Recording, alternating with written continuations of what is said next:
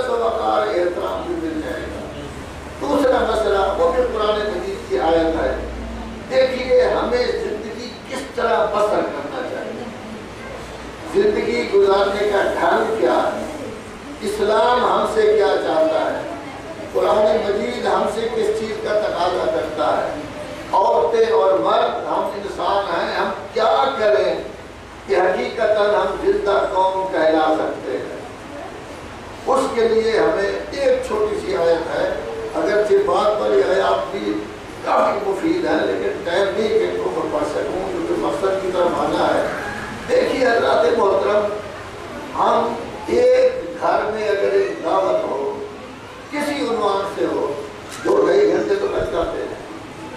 کیا کبھی ایسا ہوا کہ دعوت کرنے والے نے دسترخوان بچھا دیا ہے اور آپ جائیں سیدھے دسترخوان پر اور کھانے کے بعد فوراً اٹھ کر چلے جائیں؟ لوگ کہتے ہیں کھایا پیا ہے تو حلال تو کرو، کوئی دعا کے بیٹھو۔ ظاہر 2-2.5 گھنٹے تو لگتے ہیں، 2-2.5 گھنٹوں میں جب ہم بیٹھیں گے بات تو کریں گے، ہمارے منہ سلے ہوئے تو نہیں ہوں گے تو بات نہیں کریں گے، کون سی باتیں ہم کریں گے؟ حقیقتاً اگر دیکھا جائے تو ہمارا علم بہت کم ہے۔ جب ہم باتیں شروع کرتے ہیں چند منٹوں میں کام کی باتیں ختم ہو جاتی ہیں، پھر فضولیات شروع ہو جاتی ہیں، اس کی غیبت، اس کا گلہ، فلاں نے یہ کیا، فلاں نے بندہ خدا اپنے آپ کو دیکھ میں کیا کر رہا ہوں، دوسروں کو کیوں دیکھتا ہے وہ کیا کر رہا ہے، اس نے اپنی قبر میں جانا ہے، تو نے اپنی قبر میں جانا ہے، وہ جیسا بھی ہے تو کیوں اپنے اعمال خراب کر رہا ہے، غیبت کر کے اپنے گناہ کیوں اپنے اوپر لے رہا ہے۔ لیکن نہیں، ہماری عادت ہی یہی ہے، ایک دوسرے کی ٹانگ کھینچنا، ایک دوسرے کی غیبت کرنا، ایک دوسرے کے خلاف باتیں کرنا، گھریلو باتوں تک پہنچ جانا۔ یہ ترقی کا کیوں اس وقت کہ علم کم ہے، دینداری کم ہے، جلدی جلدی ہم فضولیات کی طرف میں چلے جاتے ہیں۔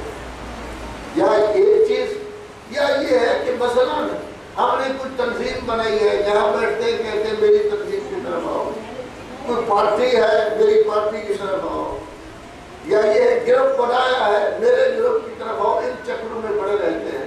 قرآن مجید 24واں پارہ اور سورۃ بھی سجدہ ہے، اس میں اللہ تبارک و تعالیٰ فرماتا ہے جب باتیں کریں نا بے شک باتیں کریں، جائز باتوں میں کوئی حرج نہیں، سب سے بہترین بات اللہ فرماتا ہے میرے نزدیک یہ ہے کہ آپ کسی کو اپنی طرف بھی نہ بلائیں، اپنی پارٹی کی طرف نہ بلائیں، اپنے گروپ کی طرف نہ بلائیں، اپنے مدرسے کی طرف نہ بلائیں، اپنے مذہب کی طرف نہ بلائیں کہ دیوبندی بن جائیں، بریلوی بن جائیں، شافعی بن جائیں، شیعہ بن جائیں، اس کی طرف نہ بلائیں۔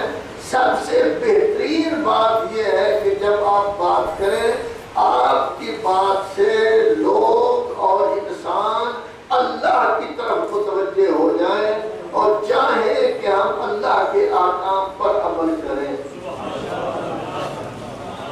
یہ سب سے بڑی بات ہے۔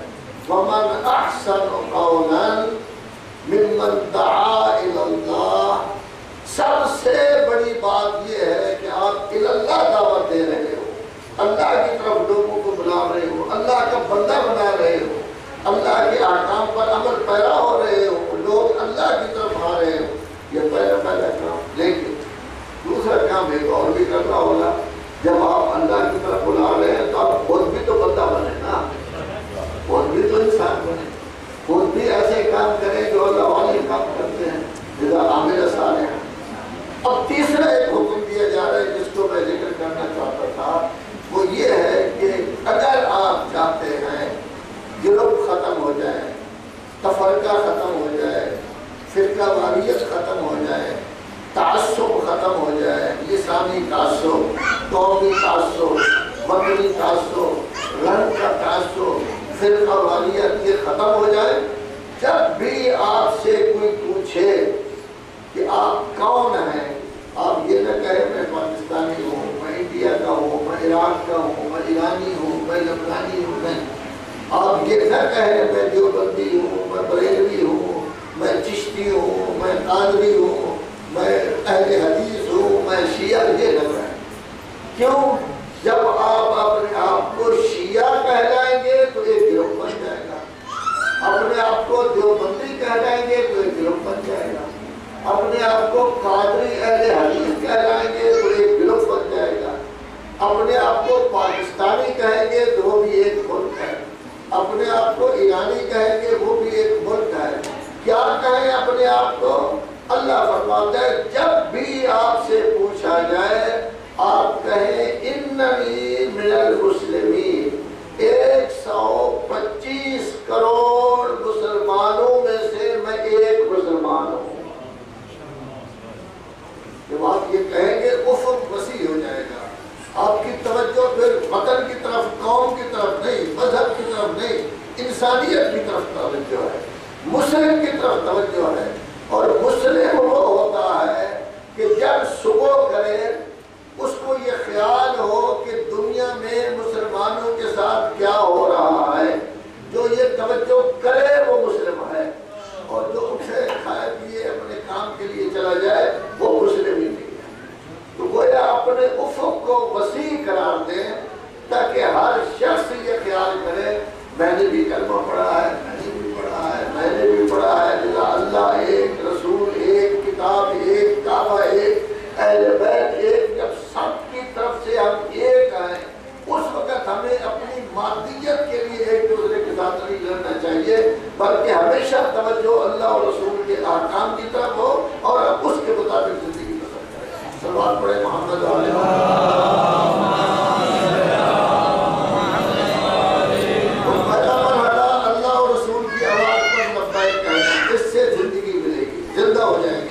قوم بن جائیں گے۔ دوسرا مرحلہ کہ ہم جب بھی دعوت دیں اللہ کی طرف دیں، خود بھی نیک بنے اور اپنا تعارف ہمیشہ مسلم بن کر کریں، آپس میں لڑے نہیں، جھگڑے نہیں، اختلاف نہ کریں، فرقہ واریت میں نہ پڑیں، بلکہ ہم کہیں ہم سب مسلم ہیں، ہم سب کو مل جل کر رہنا ہے اور اسلام کے لیے کام کرنا ہے۔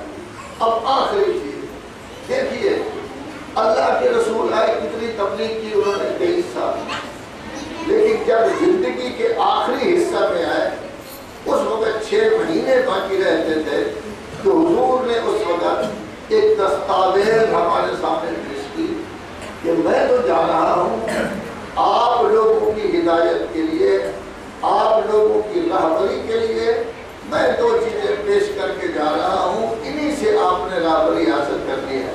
آپ ماشاءاللہ ہمیشہ سنتے رہتے ہیں، سمجھتے ہوں گے وہ فرمان کیا تھا، انی تارکون فیکم الثقلین کتاب اللہ و عطرتی اہل بیتی۔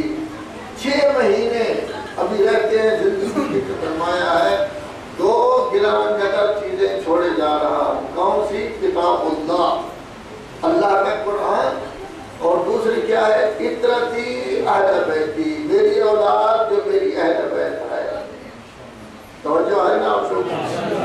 یہ 2 چیزیں کن میں چھوڑ گئے؟ اس زمانہ کے لوگوں میں صرف نہیں بلکہ آج بھی اٹلی میں اس وقت آپ موجود ہیں کارپی شریف پہ، آپ کے لیے وہ کہہ رہے ہیں انی تارکن فیکم، ایک کارپی شریف کے رہنے والوں میں آپ میں 2 گران قدر بڑی بھاری بھرکت، بڑی عزت والی، بڑی احترام والی، بڑی قیمتی چیزیں، اتنی بڑی قیمتیں کہ اس سے زیادہ قیمت کسی کی نہیں ہو سکتی، کائنات میں کوئی ان کے مقابل نہیں۔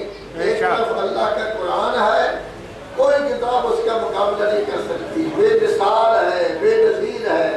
دوسری طرف میری عطرت، میری اہل بیت جو میری طرح معصوم ہیں، میری طرح علم رکھتے ہیں، نیک ہیں، پاک ہیں، زہد ہے، تقویٰ ہے، شجاعت ہے، وسوسہ کبھی نہیں آیا، تخیلات کبھی نہیں آئے، دل میں ترک اولا تک کبھی نہیں ہوا۔ اللہ کی عظیم ترین مخلوق کہ ان سے بڑی مخلوق اور کوئی نہیں، یہ دونوں چیزیں میں چھوڑ کر جا رہا ہوں۔